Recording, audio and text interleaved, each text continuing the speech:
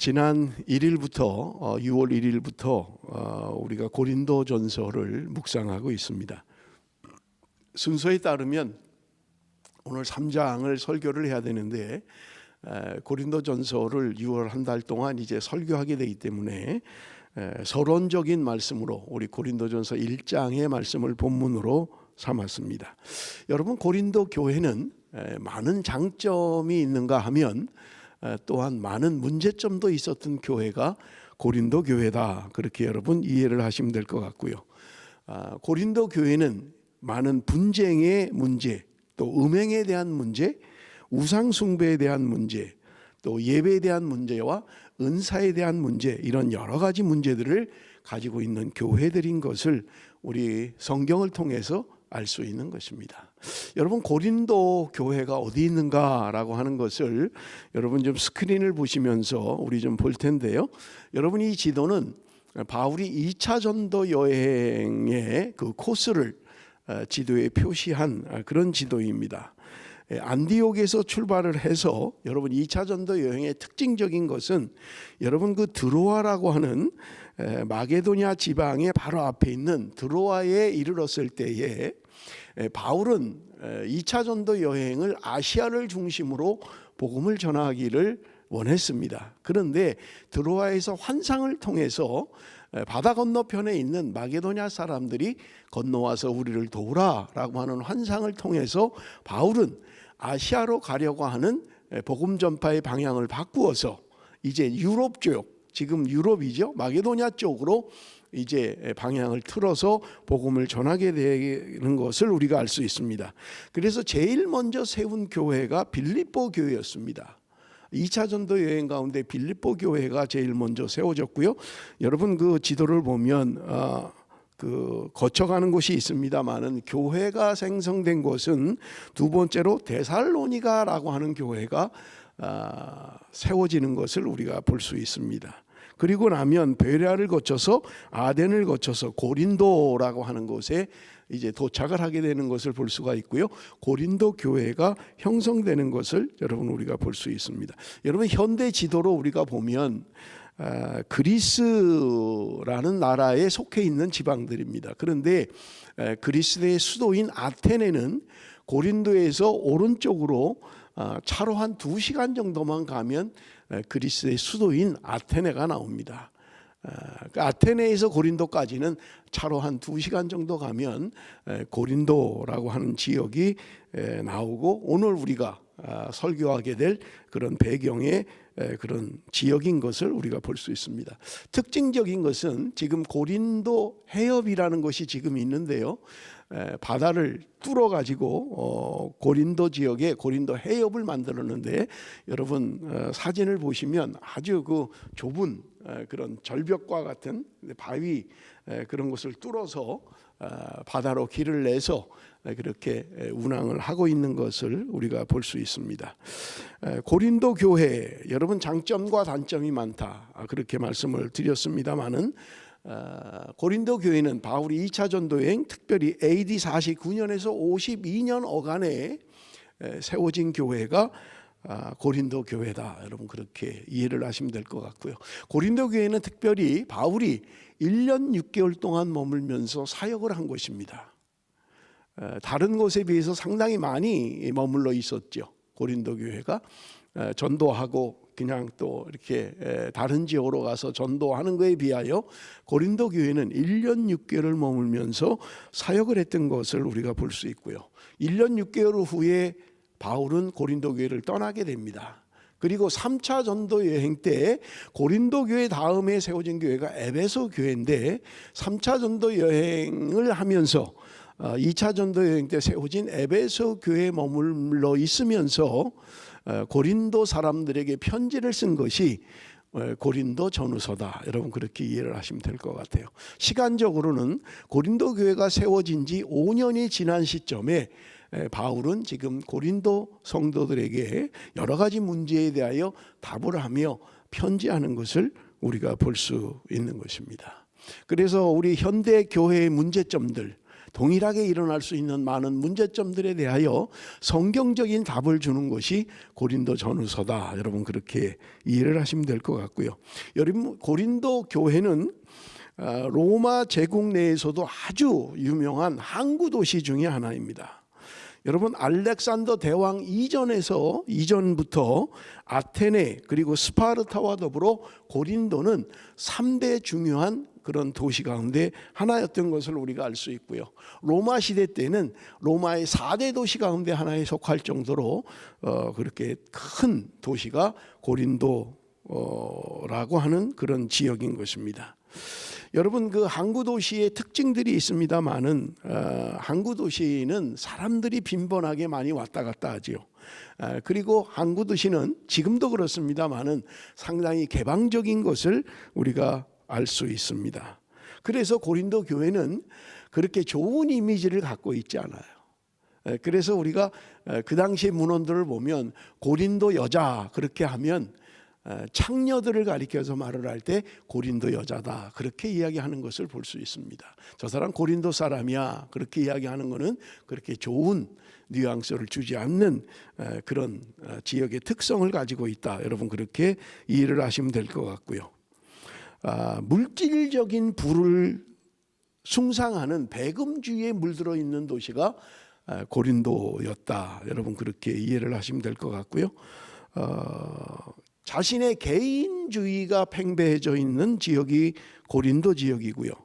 특별히 종교 혼합주의, 그 당시 지중해 지역에 각종 우상들이 모이는 그런 종교 혼합주의를 가지고 있는 것이 특징이다. 그런가 하면 성적인 타락, 성적인 문화가 상당히 안 좋은 곳이 바로 고린도 지역이었다. 이런 문화적 특성을 가지고 있는 게 고린도 지역이다 라고 하는 것을 여러분 이해를 하면 될 것 같습니다. 그런데 이 고린도 교회가 1년 6개월 동안 바울이 사역을 하고 고린도 교회를 떠났을 때 급속히 세속화되었던 것을 우리는 성경을 통해서 알 수 있는 것입니다. 그런데 그럼에도 불구하고 오늘 바울이 편지를 하면서 그렇게 문제가 많고 세속화되어 있는 이 교회를 향하여 하나님의 교회라고 이야기하고 있는 것을 우리는 볼 수 있는 것입니다. 여러분 교회가 무엇입니까? 교회라고 하는 것은요, 교회를 이야기할 때 제일 먼저 우리가 이해해야 할 것은 부르심인 것입니다. 그래서 1절에 보면 바울도 이야기하기를 하나님이 자기를 불렀다 그렇게 이야기하는 거예요. 하나님이 나를 사도로 부르셨다 그렇게 이야기하는 반면에 2절에도 이야기합니다마는 여러분 성도를 부르심을 받은 자들이다 그렇게 이야기하는 거예요. 그래서 교회라고 하는 말, 그 말은요 우리 에클레시아 보통 그렇게 이야기를 하는데 교회라는 말이 부름을 받았다라는 말입니다. 밖으로부터 부름을 받았다라고 하는 게 교회라는 단어의 의미인 것입니다. 그러므로 여러분 교회라고 하는 것은 부름받은 자들의 모임이 교회다. 세상으로부터 부름받은 사람들의 모임, 그것이 바로 교회다. 여러분 그렇게 이해를 하시면 될 것 같습니다. 그런데 여러분 교회라고 하는 이 단어는 상당히 복합적인 의미를 가지고 있는 것을 우리가 볼 수 있습니다. 여러분 우리가 주상복합 빌딩 뭐 그렇게 요즘 이제 뭐 전에는 없었습니다만은 그런 말들이 많이 생겨나지요. 지금 여러분 멜번에도 주상복합 빌딩들이 많이 생겨나고 있습니다. 거의 건물을 지면 주상복합 빌딩이에요. 밑에는 보통 이제 상가가 있고 위층에는 주거 환경이 있는 아파트들. 그래서 지금 거의 복수일에 세워져 있는 대부분의 그런 주상복합 빌딩들, 지금 여러분 모나시대학 앞에도 큰 그런 주상복합 빌딩이 올라가고 있습니다만은 밑에는 거의 다 그 상가를 이루고 있고 위에는 이제 주거 환경으로 그렇게 조성하는 것을 우리가 볼 수 있습니다. 여러분 그런가 하면 농사 짓는 사람들은 복합비료 그런 말을 쓰지요. 복합비료라는 말을 씁니다. 요소비료와 질소비료가 혼합된 그런 비료를 복합비료다 그렇게 이야기하는 거예요. 어느 한 가지만을 가지고 특징적으로 이야기할 수 없다는 것을 이야기하는 거예요. 여러분 교회도 복합적이라는 거예요. 교회라고 하는 말은 어떤 한 가지만을 특징적으로 이야기할 수 없다, 그런 말입니다. 자, 그러면 교회는 어떤 내용들로 구성되어 있는가? 우리 한번 성경을 보면서 우리 한번 볼 텐데 2절 말씀 우리 한번 좀 보겠습니다. 2절 말씀 다 같이 읽습니다. 시작. 고린도에 있는 하나님의 교회 곧 그리스도 예수 안에서 거룩하여지고 성도라 부르심을 받은 자들과 또 각처에서 우리의 주 곧 그들과 우리의 주 되신 예수 그리스도의 이름을 부르는 모든 자들에게. 여러분, 오늘 2절 처음에 고린도에 있는 하나님의 교회 그렇게 이야기합니다.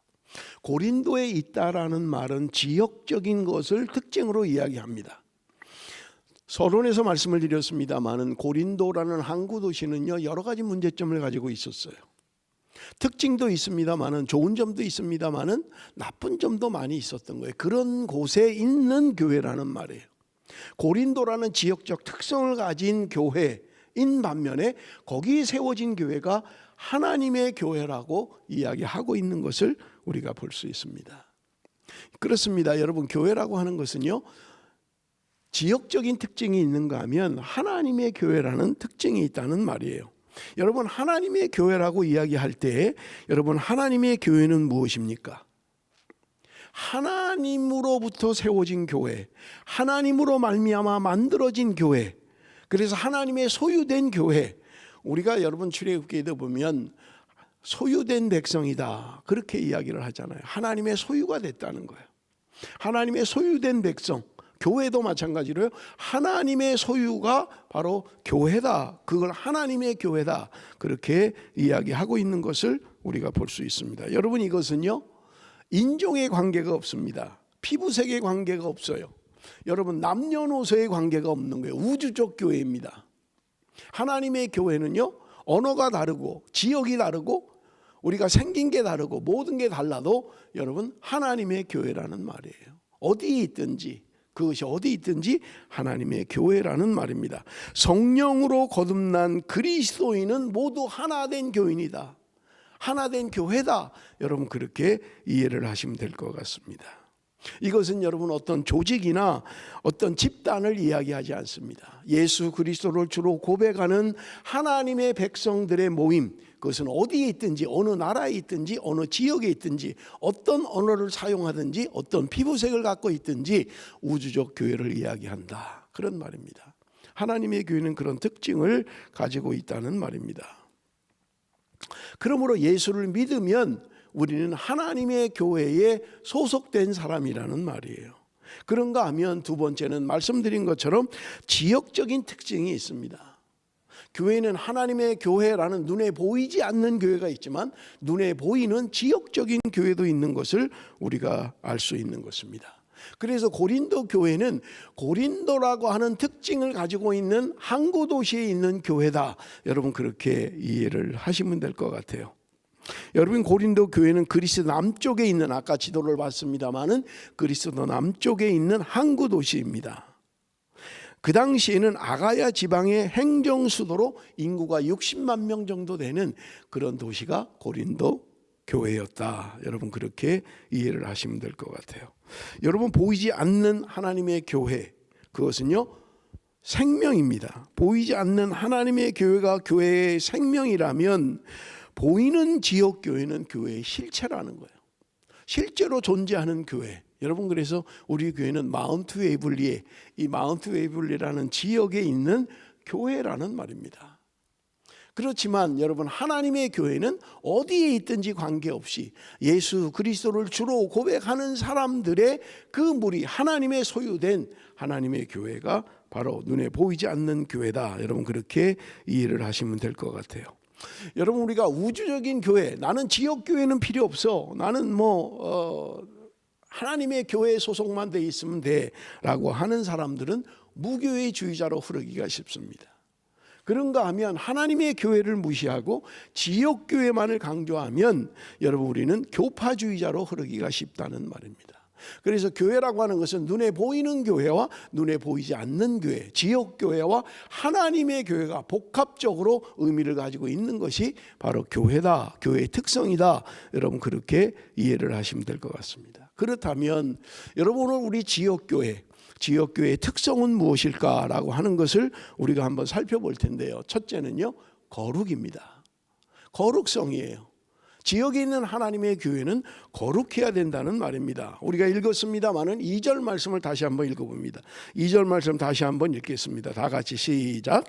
고린도에 있는 하나님의 교회 곧 그리스도 예수 안에서 거룩하여지고 성도라 부르심을 받은 자들과 또 각처에서 우리의 주 곧 그들과 우리의 주 되신 예수 그리스도의 이름을 부르는 모든 자들에게. 여러분, 지금 교회에 대한 것을 설명하면서 2절에 보니까 예수 안에서 거룩하여지고 성도라 부르심을 받은 자들, 그렇게 이야기합니다. 예수 안에서 거룩하여졌다는 거예요. 그런데 여러분, 여기 거룩하여졌다라고 하는 이 단어의 언어적 우리 특징이 뭐냐면 수동태 현재 완료형으로 되어 있습니다. 수동태 현재 완료형으로 되어 있어요. 교회는 이미 거룩해졌다는 거예요. 그런데 교회 자체가 스스로 거룩해진 게 아니라는 거예요. 누군가 교회를 거룩하게 해줬다는 거예요. 여러분, 이게 얼마나 중요한지 몰라요. 여러분, 교회는 교회 스스로 거룩해진 것이 아니라 누군가에 의해서 거룩해졌다는 거예요. 하나님에 의해서 거룩해진 것이 바로 교회다, 그렇게 이야기할 수 있겠습니다. 여러분, 우리는 어느 곳에 소속되어 있느냐라고 하는 것 때문에 존재감을 느끼게 됩니다. 여러분, 내가 어디에 속해 있느냐, 내가 누구 안에 있느냐라고 하는 것은 대단히 중요하다는 말입니다. 영적으로 볼 때 하나님이 우리 안에 거하심으로 말미암아 우리의 존재감을 갖게 된다는 말이에요. 더러운 마음이 있으면 더러운 사람이 되고요, 아름다운 마음이 있으면 아름다운 사람인 것처럼 여러분, 거룩하신 하나님이 내 안에 계시면 나도 거룩한 사람이 될 수 있다고 말씀하고 있는 것을 우리가 볼 수 있습니다. 교회는 거룩하신 하나님이 함께 계심으로 거룩한 것입니다. 우리 오늘 찬양했습니다마는 예수님을 떠나서는 아무것도 아니에요. 나는 아무것도 할 수 없어요. 나는 아무것도 아니라는 고백이 이루어져야 되는 거예요. 그리스도가 아니면 나는 아무것도 아니라는 거예요. 존재감조차가 없다는 거예요. 여러분, 하나님께서 우리를 거룩한 교회가 되기 위해서 우리를 어떻게 하셨습니까? 여러분, 2절에 이미 말씀했습니다마는 우리를 성도로 부르셨다. 성도로 부르셨다는 거예요.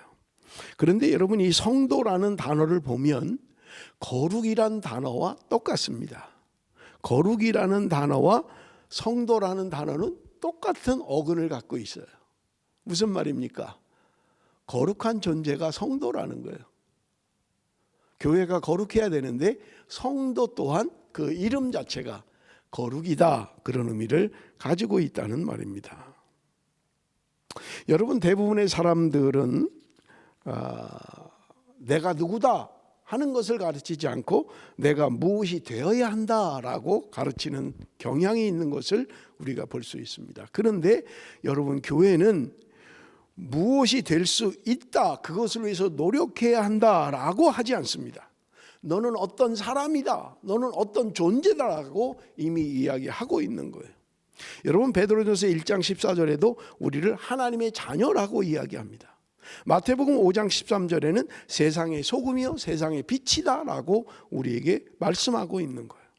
그런가 하면 고린도후서 3장 3절에는 그리스도의 편지라고 우리를 이야기합니다. 고린도전서 6장 9절에서 12절에는 그리스도 안에서 성결한 자라고 이미 이야기하고 있는 거예요. 에베소서 2장 10절에는 오늘 말씀과 같이 성도라고 이야기하고 있는 거예요. 여러분, 기억하십시오. 오늘 우리가 성도라는 말을 듣는 것은 불신자들보다 낫기 때문에 우리에게 성도라고 지칭하는 게 아니라는 말이에요. 그리스도에게 속해 있기 때문에 우리를 성도라고 이야기하고 있다는 거예요. 여러분, 굉장히 중요한 말입니다. 내가 그리스도에 속해 있기 때문에 나는 성도라는 거예요. 내가 거룩하여지기 위하여 노력하고 금욕하고 그래서 내가 성도가 되는 것이 아니라 내가 예수 그리스도를 믿음으로 말미암아 예수 그리스도가 우리를 성도라고 불러주신다는 말입니다. 여러분 그것을 오늘 우리가 이해해야만 하는 것입니다. 여러분 두 번째 특징이 교회의 특징이 무엇입니까? 지역교회의 특징은요, 같은 고백이 있어야 된다는 거예요. 같은 신앙 고백이 있어야 된다는 거예요. 오늘은 우리 2절 말씀을 가지고 집중적으로 설교를 할 텐데 우리 2절 말씀을 다시 한 번만 좀 읽어보겠습니다. 2절 말씀 다 같이 시작. 고린도에 있는 하나님의 교회 곧 그리스도 예수 안에서 거룩하여지고 성도라 부르심을 받은 자들과 또 각처에서 우리의 주 곧 그들과 우리의 주 되신 예수 그리스도의 이름을 부르는 모든 자들에게. 여러분 여기 오늘 본문에 보면 또 각처에서 우리의 주 곧 그들과 우리의 주 되신 예수 그리스도의 이름을 부르는 모든 자들에게, 여러분 각처에서 모든 자들에게라고 이야기합니다. 고린도 사람들뿐만 아니라 그 주변에 있는 또 다른 사람들을 이야기하고 있는 것입니다. 고린도에 있는 성도들뿐만 아니라 그 주변 다른 도시에 있는 성도들도 이야기하고 있다는 거예요. 그래서 여러분 성도라고 하는 것은요, 하나님의 부르심을 받은 사람들, 그 사람들이 바로 성도다, 그렇게 이야기할 수 있다는 거예요. 여러분 이 성도의 이 고백의 특징은 무엇입니까? 첫째는요, 연합된 하나의 공동체라는 말입니다. 동일한 공동체라는 거예요. 여러분 우리는 같은 DNA를 가지고 있어요. 여러분 우리는 장로교회입니다. 여러분 장로교회의 특징은 복음주의와 경건주의입니다. 여러분 복음주의라는 말은 예수 그리스도를 믿음으로 말미암아 구원받는다라고 하는 거예요. 이게 복음주의 아주 한마디로 특징입니다. 경건주의는 무엇입니까? 예수님을 믿는 사람들은 거룩하게 살아야 된다라고 하는 게 경건주의예요. 그래서 장로교회의 특징은 복음주의와 경건주의인 것입니다. 교파마다 조금씩 다릅니다. 또 교회 담임 목사에 따라서 조금씩 다르긴 합니다만은 우리의 DNA는 분명히 같아야 돼요. 예수 그리스도를 주로 고백하는 사람들, 그것이 교회예요. 여러분 이단들은 어떻습니까? 같은 고백을 하지 않아요. 같은 신앙 고백을 하지 않는 거예요. 내가 믿는 하나님과 내가 믿는 예수 그리스도와 다른 것을 고백해요. 그것은 하나가 될 수가 없어요. 같은 교회가 될 수가 없는 거예요. 여러분 교회라면 같은 신앙의 고백이 있어야만 하는 거예요. 내가 예수 그리스도를 주로 고백하는 것, 그것이 바로 여러분 우리의 DNA다. 같은 하나님의 교회의 DNA가 바로 예수 그리스도를 주로 고백하는 것이다 라고 하는 것을 여러분 잊으시면 안 된다는 말입니다. 여러분 우리는 예수 그리스도를 주로 고백합니다. 예수 그리스도를 주로 고백하는 거예요. 여러분 그러면 우리는 그런 생각을 할 수 있어요. 예수를 주라고 고백만 하면 그러면 성도가 될 수 있는가 라고 하는 거예요. 예수를 주로만 고백하면 하나님의 말씀대로, 주님의 말씀대로 살지 않아도 그 사람은 성도가 될 수 있는가 라고 하는 거예요. 여러분 우리가 판단할 문제가 아닙니다. 내가 분명하게 예수 그리스도를 주로 고백하는데 말씀대로 살지는 못해요. 여러분 우리가 나 자신을 포함해서 우리가 모든 그런 삶을 살고 있잖아요. 예수는 믿어요. 고백해요. 주님은 나의 구주라고 고백합니다. 그러나 주님이 말씀하신 대로 살지는 못해요. 그러면 구원받지 못하느냐? 성도가 아니냐라고 하는 거예요. 그렇게 말할 수 없다는 거예요. 여러분 우리는 얼마든지 고린도서에 묵상을 하면서 보았습니다마는 어린아이와 같이 육신에 속한 자들이 있다고 바울은 이야기하고 있는 거예요. 분열의 원인을 이야기하면서 어린아이와 같은 육신에 속한 일을 하기 때문에 교회가 분열한다고 바울은 지적하고 있는 것을 우리가 볼 수 있는 것입니다. 여러분 오늘 우리가 세상에 빛과 소금으로서의 삶을 살지 못하면 세상은 교회의 참된 모습을 볼 수가 없는 거예요. 교회가 뭐냐? 성도가 뭐냐라고 할 때 여러분 우리의 삶을 보여주어야만 세상은 알 수 있다는 말입니다. 제가 한국에 갔을 때 길을 지나가는데 프랭카드가 하나 있는데 뭐라고 써 있냐면 이런 이야기가 써 있었어요. 안전운전, 법규 준수, 구호가 아니라 실천입니다. 안전운전해야 된다는 거 알아요. 법규 준수해야 되는 거 압니다. 그런데 그것이 단지 구호로 끝나면 안 된다는 거예요.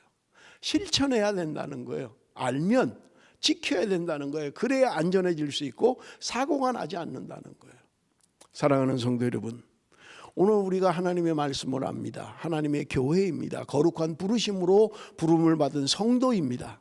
그렇다면 여러분, 우리는 주님을 따라가는 주님의 삶, 거룩한 삶을 우리가 살아야 된다는 말입니다. 이 땅에서 소금과 빛의 역할을 감당하는 교회여야만 한다는 말입니다. 오늘 우리의 이 지역 교회들이 정말 주님을 따라가는 교회로 하나님의 부르심을 받은 하나님의 성도로 살아가는 그런 삶을 살게 될 때 세상은 우리의 삶을 통해서 하나님을 알게 될 것이고 주님을 믿게 될 것입니다. 말씀을 맺겠습니다. 우리는 그리스도 안에서 거룩한 백성입니다. 거룩한 부르심으로 우리를 부르셔서 우리가 성도 되게 하셨습니다. 우리는 이제 그 부르심에 합당한 거룩한 삶을 살아야만 하는 것입니다. 날마다 우리 안에 거룩함이 회복되는 교회, 공교회가 되기를 원하는 것입니다. 부르심에 합당한 삶을 살아가는 저와 여러분이 되시기를 주님의 이름으로 축원합니다. 기도하겠습니다. 살아계신 아버지 하나님, 우리가 고린도 교회를 묵상하면서 진실로 문제도 많았고 어려움도 많았지만 그럼에도 불구하고 하나님의 교회라고 부름을 받았던 고린도 교회였던 것을 깨닫습니다. 오늘 하나님이 우리를 성도로 불러주셨지만 성도다운 거룩한 삶을 살지 못함에도 불구하고 하나님 오늘 우리를 소유된 백성으로 하나님의 권속으로 하나님의 자녀로 삼아주신 것을 감사합니다. 아버지 하나님, 이 땅에 빛과 소금으로 살게 하여 주옵소서. 예수 그리스도를 증거하는 거룩한 삶을 회복할 수 있도록 하나님 은혜 베풀어 주옵소서. 눈에 보이는 지역교회가 진실로 하나님 영광을 위하여 살아가는 하나님의 교회, 눈에 보이는 교회 되게 하여 주옵소서. 한 사람 한 사람이 교회인 것을 깨달아 알게 하시고 우리의 삶이 주님을 닮아가는 성화의 거룩한 삶이 되어질 수 있도록 주께서 함께하여 주옵소서. 예수님의 이름으로 기도드리옵나이다. 아멘.